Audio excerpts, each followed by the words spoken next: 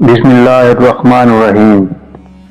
اسرائیل کی فلسطین کے خلاف جاری جنگ میں اب تک 35,000 فلسطینی شہید ہو چکے ہیں۔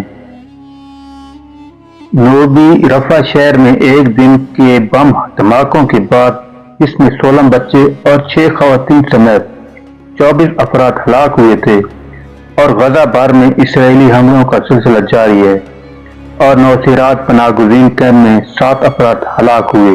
سول ڈیفنس کے کارکنوں نے خان یونس کے ناصر ہسپتال سے اسرائیلی فوج کے انخلاء کے بعد ملنے والے اجتماعی قبر سے اب تک 210 لاشیں برآمد کی ہیں۔ ڈاکٹروں کا کہنا ہے کہ رفح حملوں میں ہلاک ہونے والی خاتون کے پیٹ سے پیدا ہونے والے بچے کی حالت مستحکم ہے۔ حماس کے 7 اکتوبر کے حملوں میں اسرائیل میں مرنے والوں کی تعداد 1139 ہے، اور درجنوں اب بھی غزہ میں قید ہیں۔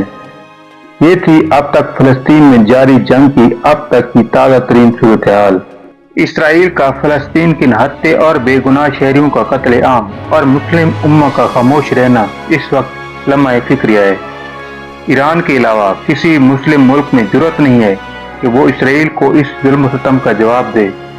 اگرچہ ایران کے حالیہ حملے میں اسرائیل کا کوئی نقصان نہیں ہوا، اور بہت سے ماہرین ایران کے اس حملے کو شک کی نظروں سے دیکھ رہے ہیں، مگر دوسرے مسلم ممالک کی نسبت جو اس وقت خاموش تماشائی بنے ہوئے ہیں، اسرائیل پر ایران نے حملہ کر کے مسلم امہ کے منہ پر زوردار تماچا مارا ہے۔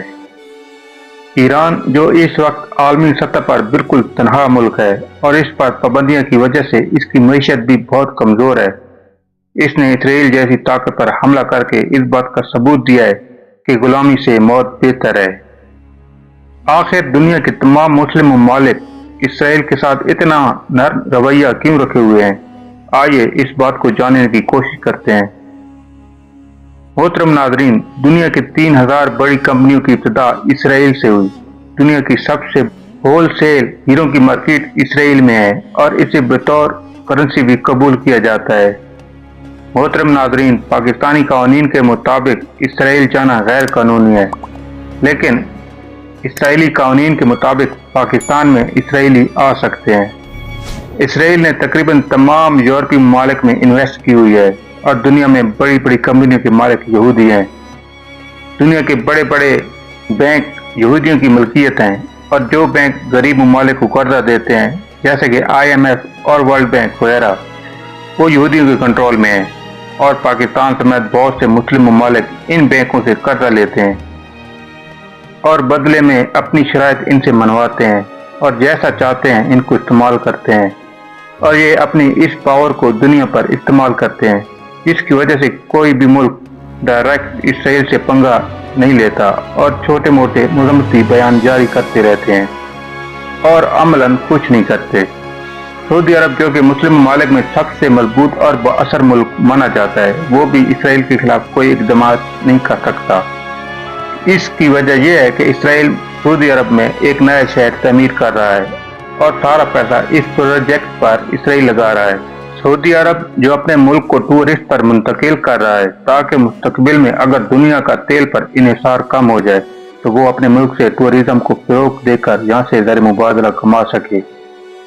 اسی وجہ سے سعودی عرب بھی اسرائیل کے خلاف کوئی اقدام نہیں کرتا، بس چھوٹے موٹے مذمتی بیان جاری کرتا رہتا ہے۔ یہی وجہ ہے کہ اسرائیل اس وقت بہت مضبوط ملک بن چکا ہے، اور کوئی بھی ملک اس سے پنگا نہیں لیتا، اور وہ آئے دن فلسطینیوں پر ظلم کے پہاڑ توڑ رہا ہے، اور مسلمان خاموش تماشائی بنے ہوئے ہیں۔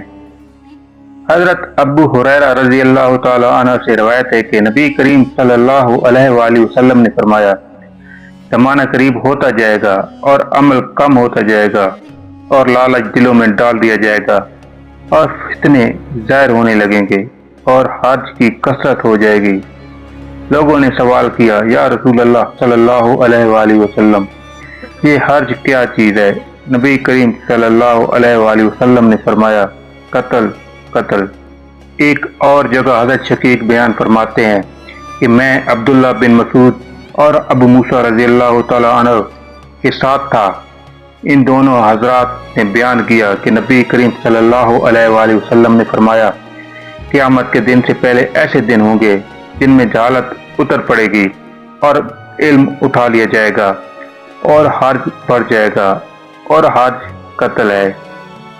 حضور نبی اکرم صلی اللہ علیہ وآلہ وسلم نے فرمایا، قرب قیامت کافر مسلمانوں پر ایسے ٹوٹ پڑیں گے جیسے بھوکے بھیڑیے۔ آپ صلی اللہ علیہ وآلہ وسلم سے پوچھا گیا، کیا اس وقت مسلمانوں کی تعداد کم ہوگی؟ فرمایا، نہیں، اس وقت مسلمانوں کی تعداد کم نہیں ہوگی، بلکہ مسلمانوں کے دلوں میں وہن پیدا ہو جائے گا۔ پھر آپ سے پوچھا جائے گا کہ یہ وہن کیا ہے؟ آپ نے ارشاد فرمایا، دنیا کی محبت اور مال و دولت کا جمع کرنا۔ ان احادیث سے واضح ہوتا ہے کہ اس وقت قیامت کی بہت سی نشانیاں پوری ہو چکی ہیں۔ دنیا میں مسلمانوں پر ظلم بڑھ چکا ہے اور مسلمان ممالک بڑی بڑی عمارتیں تعمیر کرنے میں لگے ہیں، اور مسلمانوں پر ظلم پر کوئی بات نہیں کرتا، اور نہ ہی فلسطین پر ہونے والے مظالم پر بات کی جا رہی ہے۔ اس وقت یہودی مسلمانوں کو دنیا کی رنگینی دکھا کر اور ان کے دلوں میں دنیا کی محبت اور مال و دولت جمع کرنے کی خواہش ڈالنے میں کامیاب ہو چکے ہیں، اور یہودی اپنا مقاصد بغیر کسی رکاوٹ کے پورے کر رہے ہیں۔ دعا ہے اللہ پاک فلسطین کے مسلمانوں پر اپنا رحم فرمائے اور سوئی ہوئی مسلم امت کو بیدار کرے تاکہ وہ فلسطین کی حفاظت کر سکیں۔ اللہ پاک مسلمانوں پر رحم فرمائے، آمین۔ امید ہے آپ کو آج کی ویڈیو پسند آئی ہوگی۔ مزید اچھی ویڈیو کو دیکھنے کے لیے اس چینل کے ساتھ جڑے رہیے۔ اپنا خیال رکھیے اور فلسطینی مسلمانوں کو دعا میں یاد رکھیے گا۔ اللہ حافظ۔